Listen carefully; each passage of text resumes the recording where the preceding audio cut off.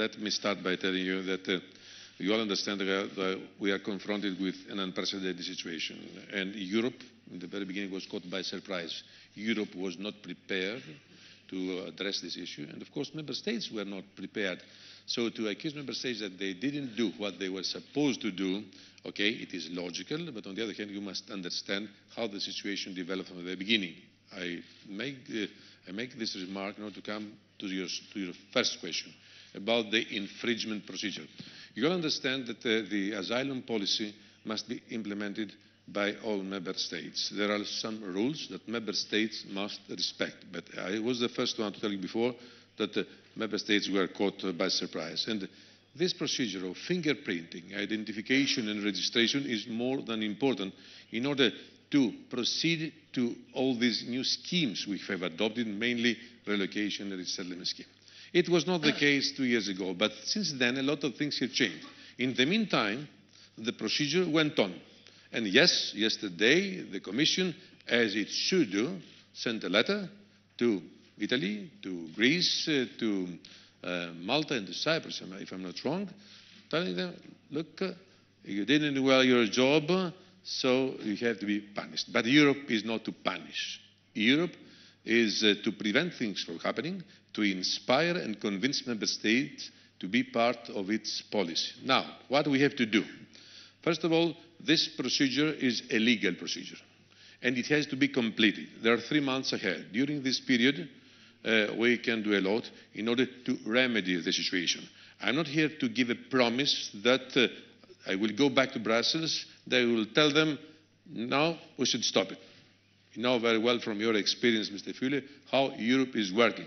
But I understand, and I understand it not as a friend of Italy or someone who comes from a neighboring country who is also in this infringement procedure, but because I am here as someone who has given an oath to defend the treaties, and as it is obvious, all these procedures that are ongoing. But what I can tell you, that as long as all these shortcomings have been completed, there's no problem anymore, we can come back, because we have a long time in front of us, not only 3 months, but 2 years, to convince the authorities in Brussels that everything is now well done. And I can tell you, because I have visited recently Lampedusa, I was in the island of Lesbos. It is not the same as it was 2 years ago when this infringement procedure started.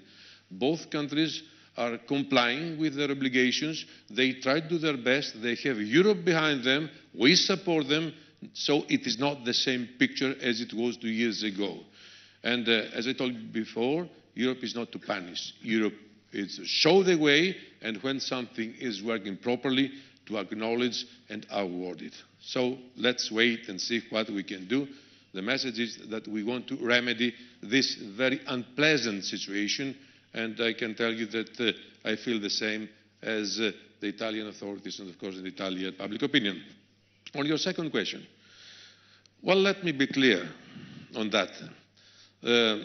National authorities, although they try to do their best in order to manage the migratory and the refugees flows, they were not prepared for that. We need something more comprehensive, something better structured. We need a real European policy on that. So what was the idea and the initiative that the Commission has taken? Let's move ahead in creating a European Borders and Coast Guard, a genuine European agency that will be composed, of course, by all member states, that will be part of it. And what will be the duty of this European corps, if I can define like this? To defend and protect the European borders, to provide the refugees and the migrants with its support.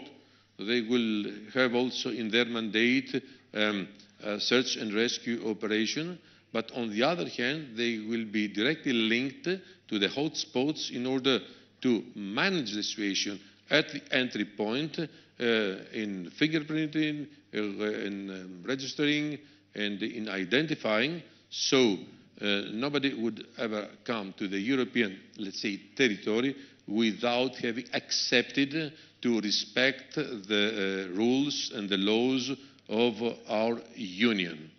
It is a very bold decision. Yes. And I believe that member states, because now we have to talk about it, you know, there are three procedures oncoming. The one will be to present it next week at the Parliament. Then it will come at the level of the Council in order to make the final decision.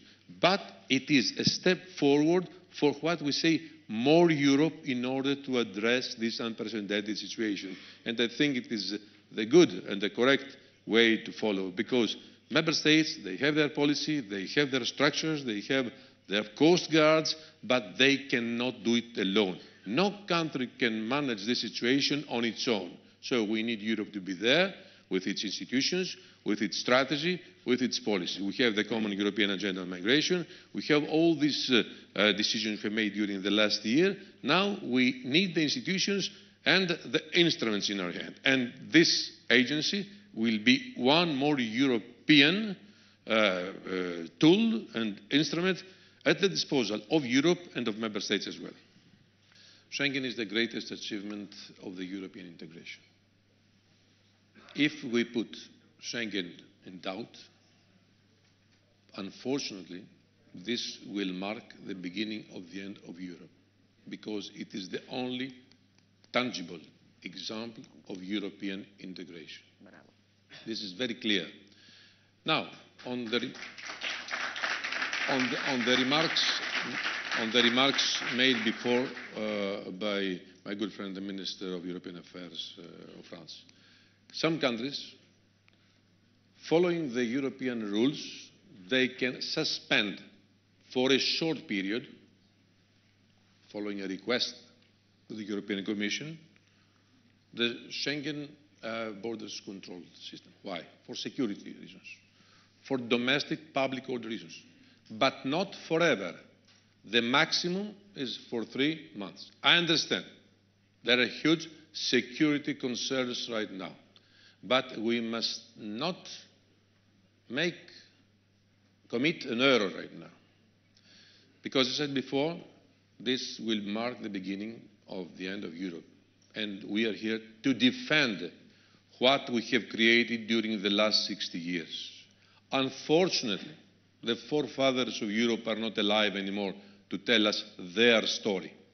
And I'm sorry to say, but we are about to make many mistakes in Europe. And we have to defend, yes, our values and the principles. But we shouldn't forget that the ones who decided one day to create Europe, they had in their mind the strong memories of a war, and they said, let's create a unified, open, hostile place for all the Europeans. And that's how we worked throughout the last years. The problem is that the younger generations have started forgotten. And I don't agree with Marx when he says that history repeats itself. No, men repeat history because they don't read it. So right now we are in front of a challenge. And the answer is very clear, more Europe. And when I talked before about this European Borders and Coast Guard agency, it is exactly because this will serve Schengen, will protect Schengen. So I would like to send this message because we are here not to push Europe for a backtracking, but to take the challenge and to make use of the situation in order to have more Europe in the future. Because Schengen is not the problem. If all member states make full use of the tools given by Schengen, believe me, there won't be any problem on what has to do with our borders control. Thank you. Thank you, Commissioner. Philippe Fargus. You wanted to add something? He's very active with the Commission to raise his hand. You must know that I'm the busiest man in the world. I would never imagine 1 year ago when I was designated that in 1 year I would have both security and migration on the top of the global agenda. But I can tell you, I'm happy for that. Let me come to the points of the professor before. First of all, I would like to remind you that as far as resettlement is concerned, which is the other part, and we all know what is the difference between relocation and resettlement. Relocation is what we have decided to relocate within the European Union, and resettlement, the ones who want to come to Europe from a third country. So we have all decided, you remember that, to accept approximately 22,000 people who want to come to Europe. And now we are about to present within the next 2 months a permanent resettlement scheme, because I agree with the professor, we must create legal ways for the ones who want to come to Europe. Europe is an aging continent. In some years from now, Europe will be in need of approximately 10 million skilled workers, talented people, even workers. So we must create the necessary paths in order the ones who are really interested to come to Europe to follow a legal way. But, yes, you are right, Professor. Since Europe did not have a comprehensive migration policy and it was not prepared to welcome all these people, has right now to do something, and we have already decided it, to appoint immigration officers to all our delegations around this part of the world. So someone who wants to come to Europe, to know to whom to talk with, take information, to follow the legal formalities and follow legal way to come to Europe. But there's a difference between legal migration and the refugee crisis. There, the problem is both humanitarian and political, allow me to tell you, my dear professor, and not legal. There, it's true that some member states have not co-signed the Charter. This does not mean that they do not behave well. For instance, both Jordan and Lebanon, we must commend these countries. They have right now more than 1.5 million refugees on their soil. And they are not rich countries. They do not have money, but Europe is there. We are standing by. We support and help them. As far as Turkey is concerned, yes. Because, yes, I know that you were about to ask me this question, because there are a lot of questions. Why do we give so much money? We don't give the money to Turkey. We give the money to the fund that is especially set up for that, in order to help the refugees. And it was very important to put Turkey on board, because if Turkey is not engaged, we shall not manage to stem the flows from this part of Europe.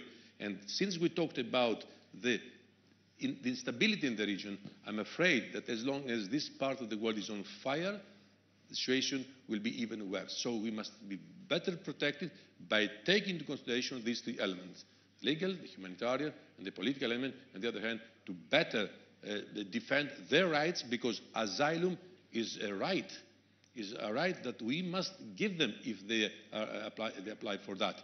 But we must be better prepared. Now we are getting prepared. And the European Union, since the question was addressed to me, first of all, we managed to have the common European agenda on migration in 6 months' time after we started the new Commission. And then we had the first 10-point action plan against smugglers. This is a huge threat for all of us. And the third is the relocation and resettlement scheme. So we move ahead. But, very important, member states must be committed to be part of this policy. So far, unfortunately, only 8 member states of the European Union have accepted to be part of the relocation scheme. So you understand that we cannot work like this. Solidarity and responsibility are the basic 2 principles upon which we build our policy. And, Professor, you know that solidarity and responsibility are not moral values, they are legal commitments explicitly stipulated in the treaties we all co-signed. Thank you. And do you have a hope that the other member states will soon join? We are here to convince them. This is our job. But from their side, they must understand that they are members of the European family. They have to think, act, and behave in a European way. Thank you. Don't hesitate to re-enter the